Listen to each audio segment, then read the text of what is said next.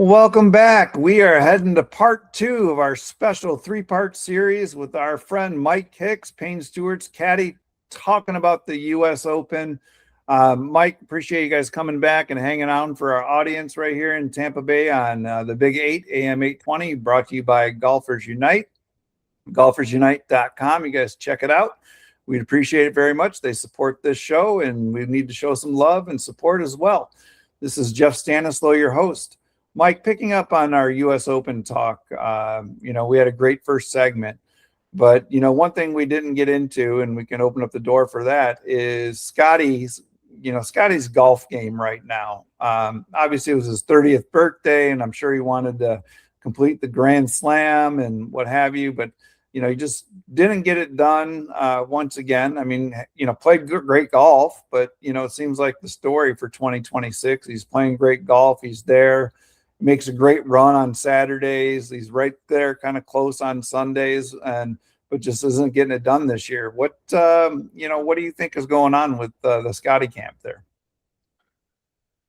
Well, his iron play is he's not hitting the ball as close to the hole as he has been. And he was barely off on a lot of the shots last week, and barely off around that place ends up in a bad spot.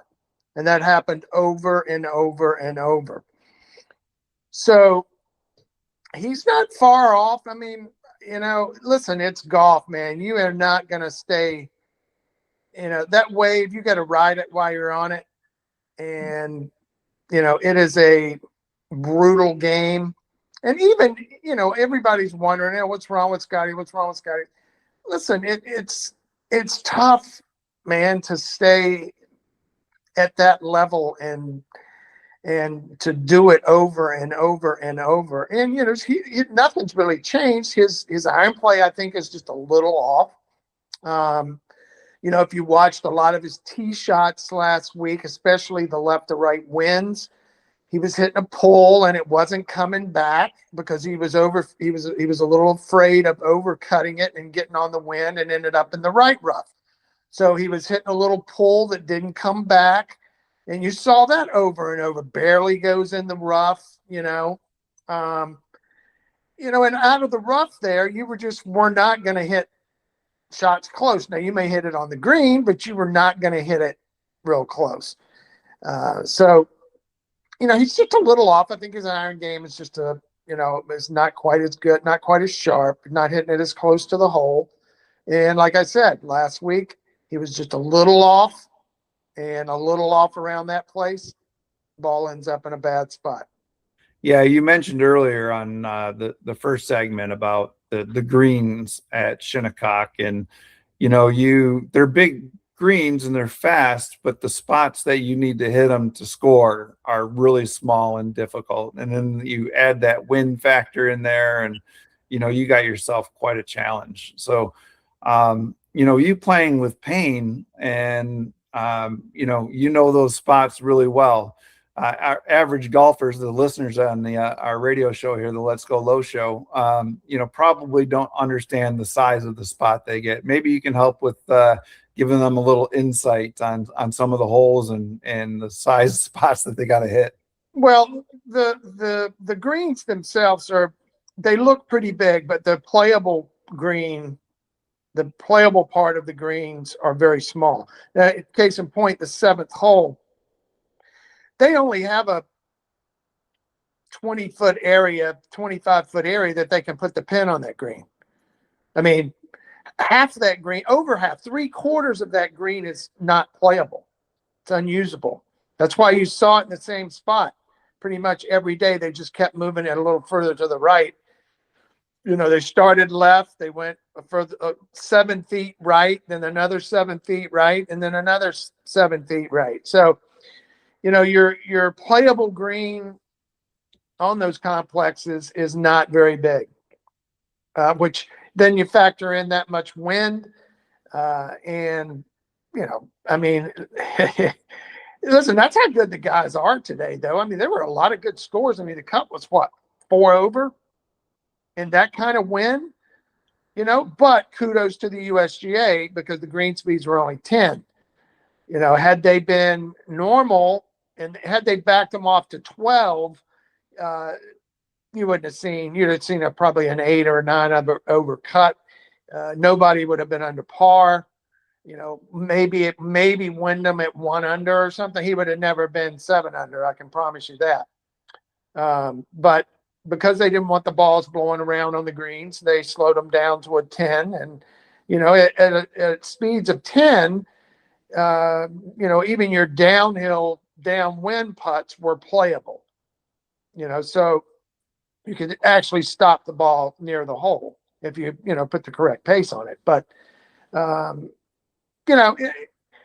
it was a soft Shinnecock. Let's say that. Okay. Yeah, that's a fair assessment. I think it was, like you said, by design. I think the USGA had, some grief over previous years at Shinnecock and making it so unplayable to the point where they kind of had to even apologize for how difficult they made it in years past. So they had some making up to do, and I think they did a good job.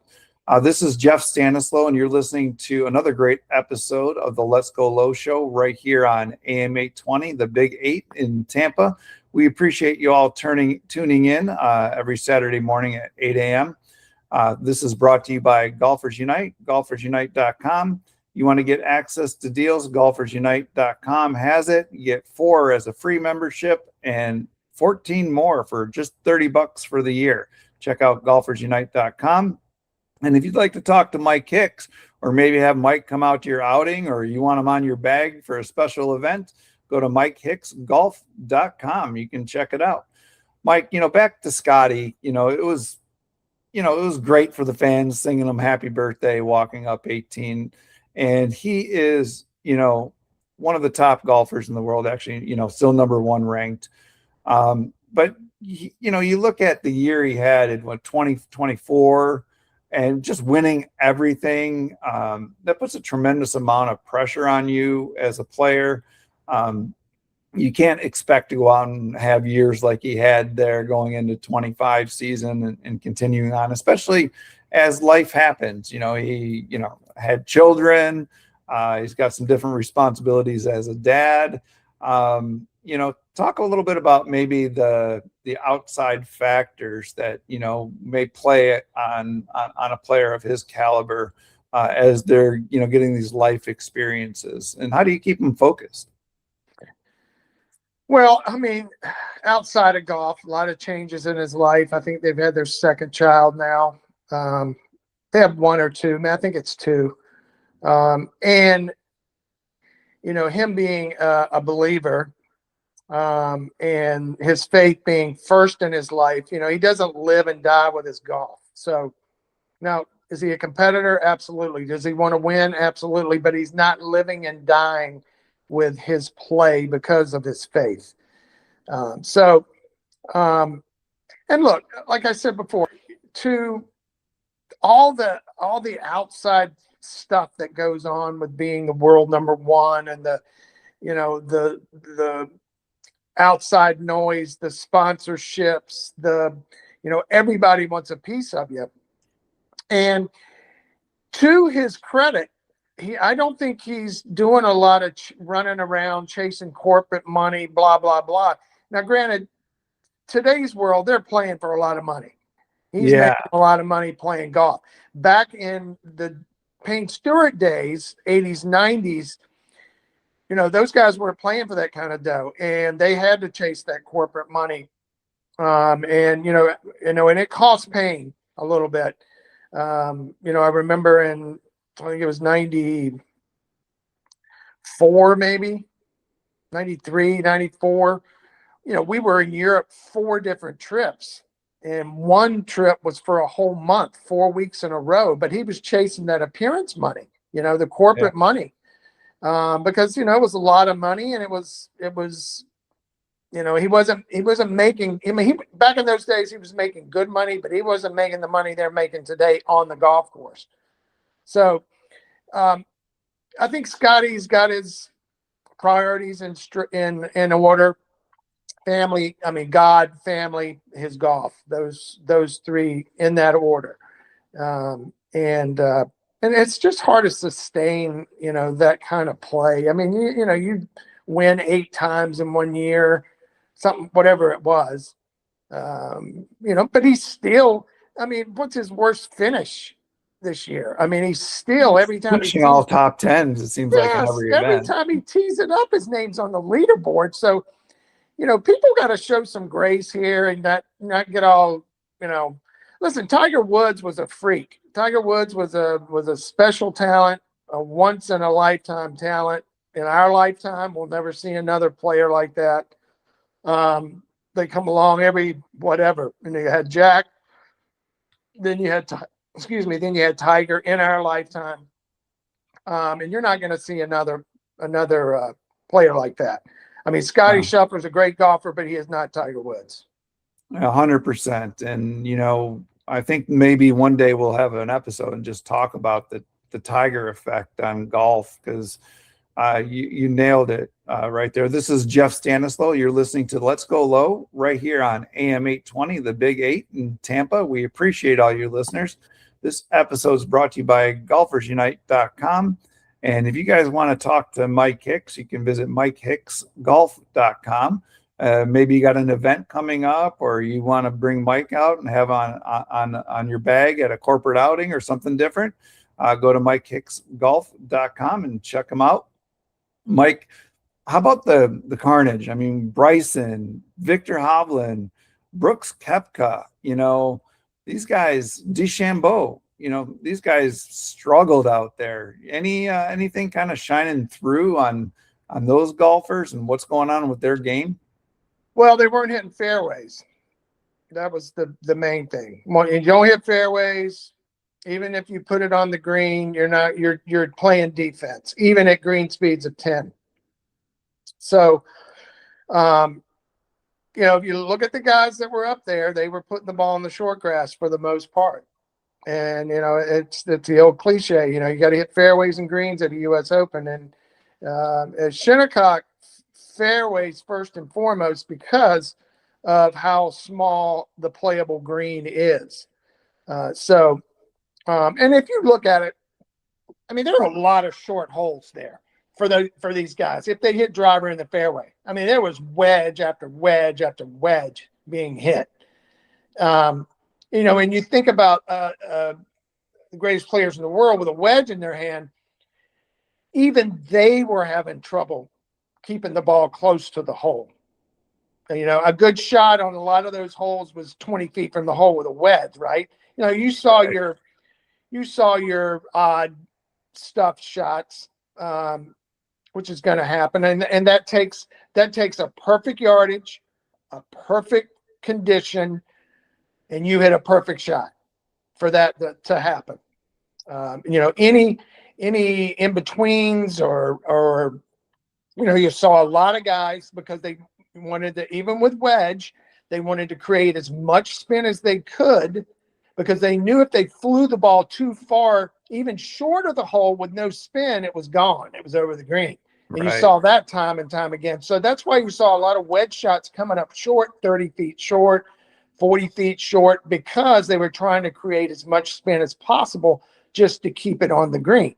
And like I said, your stuffed shots, your shots within, a couple of feet, 4 feet, were all perfect scenarios.